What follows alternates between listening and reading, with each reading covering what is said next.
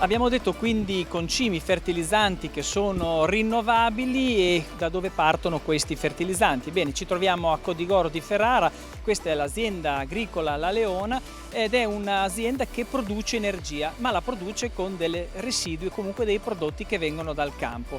Bene, questa azienda fa parte di un progetto che è finanziato dalla Regione Emilia-Romagna. Ne parliamo con Paolo Mantovi che coordina questo progetto, ma sono anche in compagnia di Riccardo Minarelli che è, diciamo, il titolare di questa azienda. Mantovi, allora, innanzitutto due parole su questo progetto. È un gruppo operativo per l'innovazione finanziato dalla misura 16 del programma di sviluppo rurale della nostra regione, Emilia-Romagna. L'acronimo è SOS Acque. Il titolo completo è Agrotecniche sostenibili e fertilizzanti rinnovabili per coniugare agricoltura, acqua e ambiente. Allora, quali sono le agrotecniche sostenibili? Per noi sono le lavorazioni del terreno di tipo conservativo, ma soprattutto il fatto di avere il terreno sempre coltivato, quindi le doppie colture in modo particolare.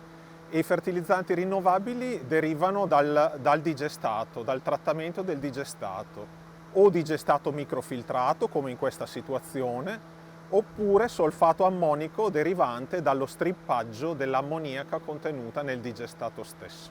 Cerchiamo di mettere assieme queste due cose. Ecco, sono termini molto tecnici, però di fatto insomma è una elaborazione di questa materia prima che poi dopo deve entrare in questo circuito e siccome adesso la tecnologia è molto raffinata anche il processo produttivo lo deve essere.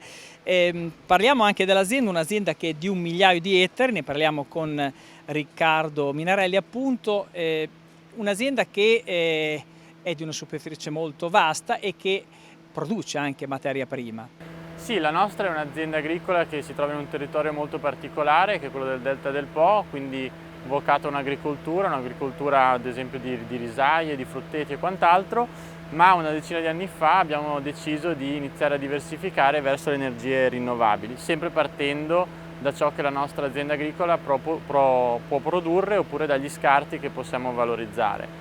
L'impianto di biogas ad esempio valorizza le nostre produzioni di mais ma anche di triticale oltre che tutto quello che è il mondo reflui provenienti dalle stalle. L'impianto invece in cui ci troviamo, quello di biometano, nasce intorno a un sottoprodotto che è quello della paglia ma anche tanti altri sottoprodotti di natura sempre agroindustriale, agroalimentare.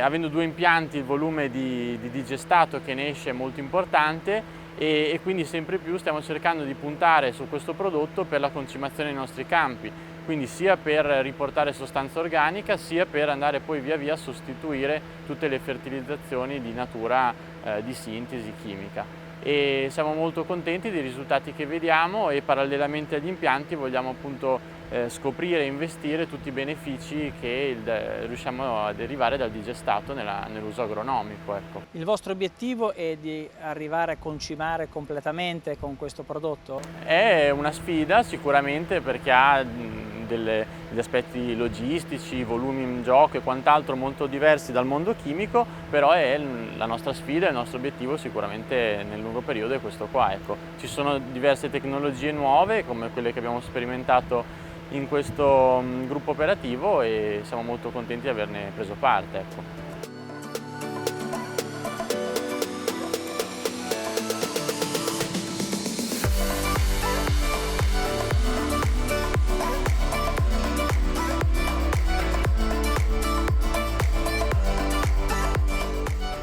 Paolo, abbiamo parlato di un processo di microfiltraggio e diciamo, l'apparecchiatura che lo fa è alle nostre spalle, come funziona?